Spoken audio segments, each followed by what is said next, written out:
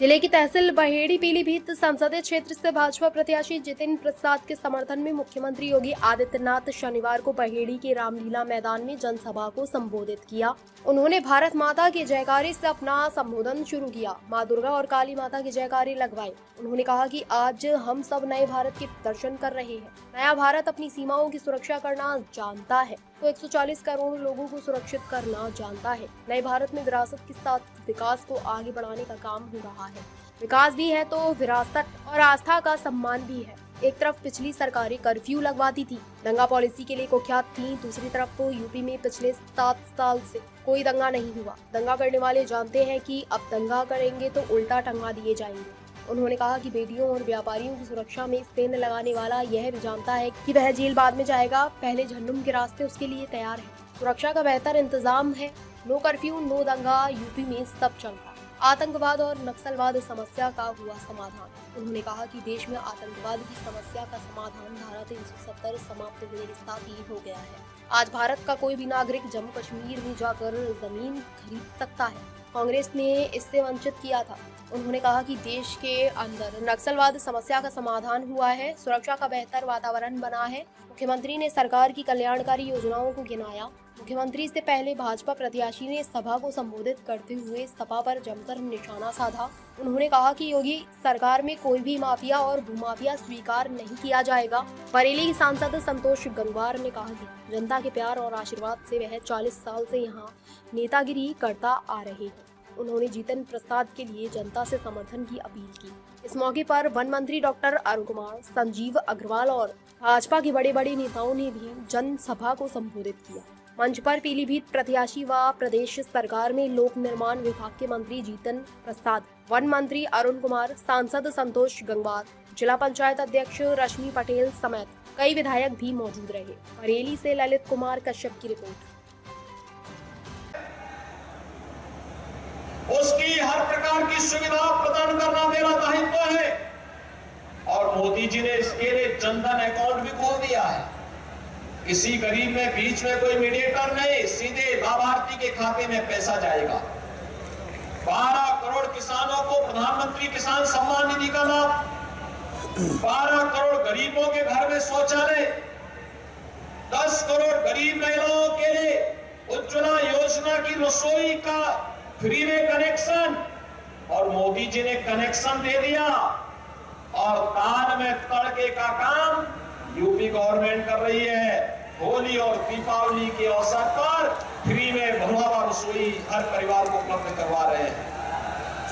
बहनों और भाइयों, 4 करोड़ गरीबों के मकान बन गए, 2.5 करोड़ गरीबों के घर में बिजली का उजियारा भी पहुंचा दिया गया। हर घर नल की योजना भी साकार हो रही है और कहीं पे मेगा फूड पार्क बन रहा है, कहीं पे आईटी पार्क बन रहा है, कहीं पर कोई अन्य विकास की बड़ी परियोजनाएं बढ़ा करके लोगों के जीवन को सरल और सुगम बनाने के साथ साथ नौजवानों के लिए आजीविका का प्रबंध हो रहा है। जब एक जैसी सरकारें होती हैं, अच्छे लोग चुन करके जाते हैं, तो बहनों और भाइयों उसका परिणाम भी अच्छा ही आता है।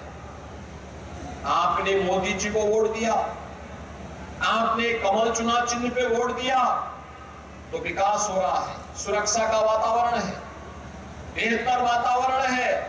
और चिंता मत करिए, मैं आज आपसे कहने के लिए आया हूं, जो भी भूमाफिया सार्वजनिक जमीनों पर कब्जा करेगा, चाहे वह रामलीला की भूमि हो और चाहे कोई गरीब या व्यापारी या किसी सामान्य नागरिक की भूमि,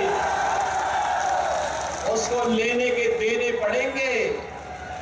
अगर किसी ने भूमाफिया बन करके किसी गरीब की किसी सार्वजनिक भूमि पे कब्जा किया, तो ब्याज सहित उसकी वसूली भी होगी और वसूली होकर के फिर उनकी संपत्तियों को भी हम गरीबों को आवास बनाने के लिए वैसे करेंगे जैसे प्रयागराज में हमने किया था।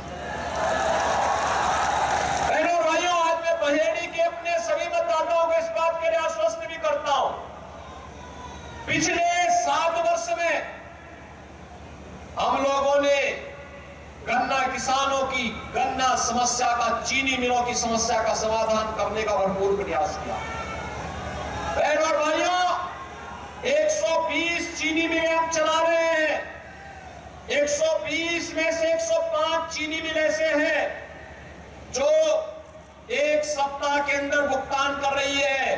15 चीनी मिलें ऐसी हैं जिनका भुगतान लेट है। और मैंने तय किया है, हमने तय किया है, अब तक हम 2.5 लाख करोड़ रुपए का गन्ना मूल्य का भुगतान गन्ना किसानों के खाते में किए हैं।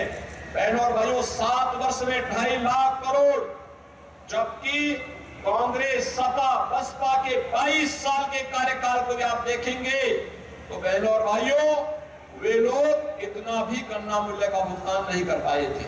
लेकिन हमने तय किया है, जो चीनी मिलें गन्ना मूल्य का भुगतान समय पे नहीं करेंगी, हम किसानों को उसका मालिक बनाएंगे।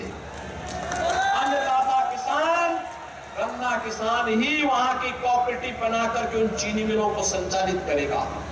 एक एक पाई का हिसाब लेंगे, किसी का 1 पैसा डूबेगा नहीं। बहनों और भाइयों, हम समस्या नहीं लेते, हम समाधान पे विश्वास करते हैं। और आपने देखा होगा, उत्तर प्रदेश के अंदर हमने सुरक्षा का बेहतर वातावरण भी दिया, विकास के बड़े बड़े कार्यक्रमों को आगे। विकसित उत्तर प्रदेश चाहिए, और विकसित उत्तर प्रदेश के लिए बहनों और भाइयों, विकसित उत्तर प्रदेश के लिए विकसित बरेली भी चाहिए, विकसित पीलीभीत भी चाहिए। और विकसित पीलीभीत और विकसित बरेली के लिए कमल का फूल चाहिए, कमल का फूल। सभी तैयार हैं? जितिन प्रसाद जी को भारी बहुमत से विजयी बना के भेजेंगे। एक एक व्यक्ति जितिन प्रसाद बन करके घर घर जाकर के कमल खिलाने का काम करेगा। बरसात हो, आंधी हो, तूफान हो, धूप हो, गर्मी हो, कुछ भी हो, लेकिन 19 अप्रैल को पहला काम मतदान का करेंगे। और मतदान करने के लिए लोगों को तैयार करेंगे।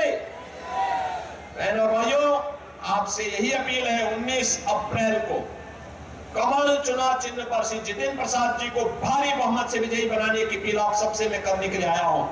आप अगर सहमत हैं तो मेरे साथ बोलेंगे, भारत माता की। जहां तक मेरी आवाज जा रही है, इतनी जोर से अपनी आवाज लगाना कि पीलीभीत लोकसभा सीट के साथ साथ बरेली में भी आपकी आवाज पहुंच जाए। क्योंकि आपके पूर्व विधायक छत्रपाल सिंह गंगवार भी संतोष गंगवार जी के आशीर्वाद से वहां से प्रत्याशी हैं, इसलिए आवाज अभी से एडवांस में पहुंचे। दोनों हाथ ला करके बोलेंगे, भारत माता की, भारत माता की, भारत माता की। जय श्री राम, जय जय श्री राम।